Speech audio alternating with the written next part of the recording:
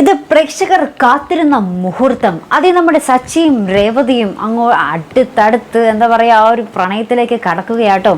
എന്തായാലും ചെമ്പനീർ പൂവ് നമ്മുടെ പ്രേക്ഷക ഹൃദയങ്ങളിലേക്ക് ഇങ്ങനെ തുളച്ച് കയറുകയാണ്. നമ്മുടെ സച്ചി ജോലി കഴിഞ്ഞ് വരുമ്പോൾ നമ്മുടെ രേവതിക്ക് മധുരങ്ങളൊക്കെ ഇട്ട് വരുന്നതും രേവതിയുടെ വായിൽ വെച്ച് കൊടുക്കുന്നത്, അങ്ങനെ മനോഹരമായിട്ടുള്ള ദൃശ്യങ്ങൾ തന്നെയായിരുന്നു കേട്ടോ നമ്മുടെ ഇന്നത്തെ പ്രൊമോയിൽ കാണുവാൻ സാധിച്ചത്.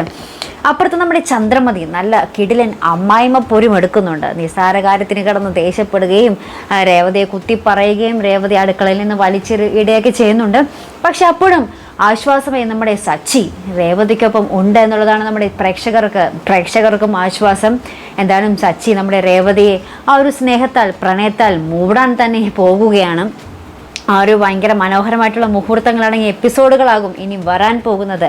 സച്ചിയും രേവതിയും തമ്മിലുള്ള ആ ഒരു നിമിഷങ്ങൾ നമ്മുടെ പ്രേക്ഷകർക്ക് അതാണ് വേണ്ടത്. അപ്പോൾ അതിനൊക്കെയായിട്ട് നമുക്ക് കാത്തിരുന്ന് കാണാം. അപ്പോൾ ഇതുപോലുള്ള പ്രൊമോ റിവ്യൂസിനും എപ്പിസോഡ് റിവ്യൂസിനും ഒക്കെ നിങ്ങൾ മറക്കാതെ ചാനൽ സബ്സ്ക്രൈബ് ചെയ്യുക.